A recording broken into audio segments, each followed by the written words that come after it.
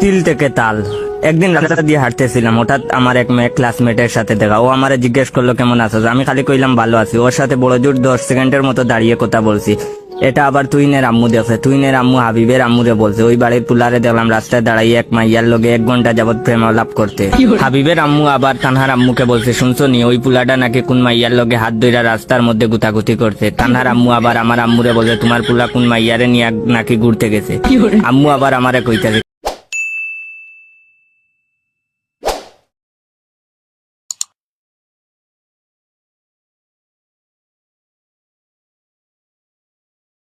কিরে, শুনলাম তুই নাকি বিয়া করছস। रुको जरा सबर करो।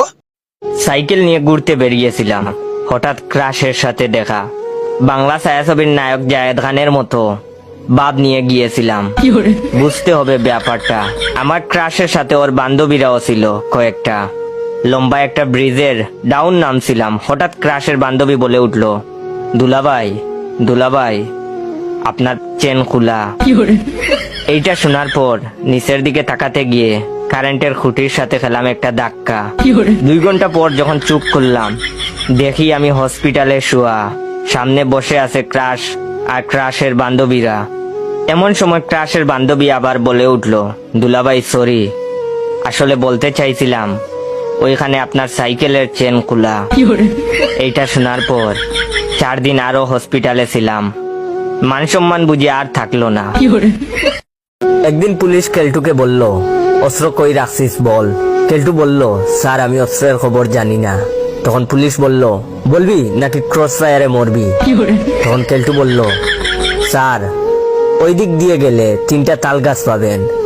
তখন পুলিশ বলল, তাল গাছের গুড়ায় পুঁতে রাখছিস। কেলটু বলল, না স্যার, প্রথম 2টা তাল গাছ বাদ, 3 নম্বরটার। পুলিশ বলল, ওখানে আছে।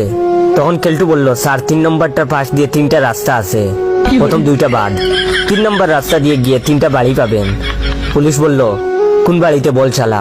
তখন কেলটু বলল, প্রথম 2টা বাদ, 3 নম্বর বাড়িতে গিয়ে 3টা ঘর, প্রথম 2টা বাদ, 3 নম্বর ঘরে 3টা আলমারি আছে, প্রথম 2টা বাদ, 3 নম্বরটাতে 3টা ড্রয়ার আছে, 3 নম্বর ড্রয়ারে। তখন পুলিশ বলল, 3 নম্বর ড্রয়ারে অস্ত্র আছে।